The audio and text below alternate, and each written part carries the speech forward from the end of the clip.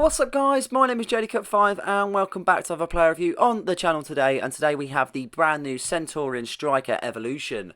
Where previously where we done the FUT Founder Evolution, we developed Callum Wilson, a decent card at the start of the game, fairly kind of a decent kind of base card, but we're definitely now going to turn him into something absolute special. In terms of the card that we previously had, he had 85 pace, 86 shooting, 83 dribbling and 80 physical. With the Centurion Striker we're able to do these challenges and we're able to upgrade, as you can see on the rewards. In terms of what level 1 included, we needed to win 5 squad battle games and score 5 goals. Pretty simple. That gave us 2 pace, 1 dribbling, 1 shooting, 1 physical and 1 passing. Really simple level as we go on to the second.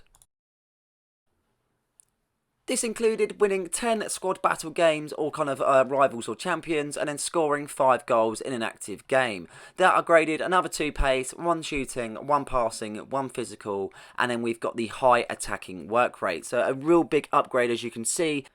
This meant now he has 87 pace, 87 shooting, he's got 83 dribbling and 81 physical. So a decent bump up from what we originally showed you from where we had the first card on the upgrades. And then time for level 3 challenges. This was the hardest one to be able to do. Score at least 1 goal using your active Evo player in 5 squad battle matches or rivals or champions, and play 5 rivals or champions matches using this Evo. This gave 3 pace, 1 shooting, 1 dribbling, 1 physical and a rapid play style. So this now has 90 pace, 88 shooting, 84 passing and 82 physical. A mega card, and to be honest, this is a top tier striker that you need in your team. Obviously, if you haven't done the previous one where you had your FUT Founder Evolution and chose Callum Wilson, you won't be able to upgrade him to such highs, but you still will be able to get him to a decent kind of level with having the base gold card. And then just looking overall, as you can see, just running through it once again, 90 pace, 88 shooting, 84 dribbling and 82 physical. He displays a 3-star, 4-star with a high medium work rate, and he's got 1 play style with a controlled acceleration type. As you can see, I've played many games with him over the time that I've had this card. Obviously, I've had it previously from the first base card, and then going through the levels using this card to be able to get upgraded, and using it in game, you can just see what he can do. Unbelievable, to be honest, and it's such an enjoyable card to use. Now looking at attribute details, you can just see how high level of a card this really is. High pace, he's got decent shooting, you've got 93 attacking positioning, 92 finishing, 86 shooting power, you've got 84 volleys, 91 penalties. Obviously the Hunter upgrades it even more, so he's got about 99 penalties, ridiculous volleys. I mean, the dribbling sides of it's not too bad also, 90 reactions, 87 ball control, okay on the dribbling in terms of 82, 85 composure, okay on the physical sides of things as well, really good on his jumping, 94, and not so good in terms of the stamina, obviously 79, 83 strength and 80 aggression, but overall this is a mega card, and if you want him to score goals, that is definitely what he is going to provide you with, and that is the main thing with the position that he does play in. But overall, he's got high pace, he's got high shooting, okay on the dribbling sides of things and physical, not so much on the passing sides of things. You can see a lot of kind of orange stats there with a few 70s, but not many. In terms of his playstyle, he has the rapid playstyle. He reaches a higher sprint speed when dribbling and has a reduced chance of an error when sprinting or performing knock-ons. Not a bad playstyle to have. It would have been nice to have like a main one to be able to kind of have, or a few more others to be able to make this card even better than it is. But we're going to show you these clips and then we're going to talk about him afterwards.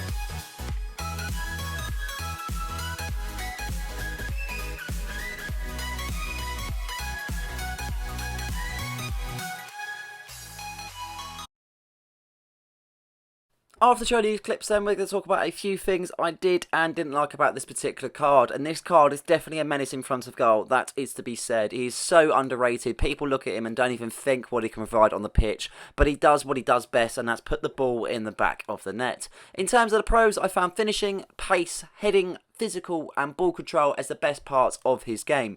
In terms of his finishing, he's absolutely unbelievable. The 88 shooting is such a high stat already. Whacking a hunter on him just enables that to be even greater. He can score from anywhere, he can shoot from silly angles, and he definitely knows where the back of the net is. In terms of his pace, it's been such an upgrade on his Trailblazers card. Obviously reviewing that and kind of comparing the two, I've used that previously when he had 86 pace, and you can just tell the difference with having the 90 and then also having a hunter card on him. The heading stat is a really good stat for Callum Wilson. He's got a high jumping which kind of enables him to get to the ball really easily, and he's able to direct it from corners and just seems to have a decent accuracy when heading the ball. The upgraded physical works really well. Obviously it's nothing to really shout about, but he does push players off the ball, and he's able to kind of have a decent stance and not being kind of such of a pushover when on the ball. The last thing was the ball control. I felt like the ball control was a really good part of his game. When you're passing the ball to Callum Wilson and you're kind of doing it really quickly, there's no heavy touches being made. He's unable to kind of turn with his feet, and he just does so well when the ball is there. In terms of the cons, I found passing, stamina and balance being the worst points of his game. He doesn't offer a lot of distribution as a striker, and unfortunately you can't really play it off to the wingers or behind him with the midfielders. I feel like that is a big downfall, but it's one of those where strikers don't really have a high volume of passing. Another thing was his stamina. Unfortunately, he just doesn't seem to be able to last in the latter parts of the game, and he gets really worn out near to the end. It's just one of those, I feel like, with the high pace of strikers, and he's obviously not got a high stamina stat already, it was something that was never really going to be upgraded too much, and it's definitely a downfall in this card. The last thing is the balance. Even though he can kind of turn between defenders, and he does really well on the ball, there is times where he feels like he could be better with agility and balance, and it's something that really kind of acts with a bad point of his game, but I don't feel like it really determines this card. I mean, this is a mega card. I mean, this evolution kind of side of the game really enables you to upgrade these cards, and in all honesty, just have something at your disposal that's a little bit different compared to the kind of standard meta cards that we have on the game. But it's definitely worth a go. If you've done the Founder Evolution, it's definitely worth upgrading, and if you've not, maybe see what he kind of goes to, but definitely one to try out, that is for sure.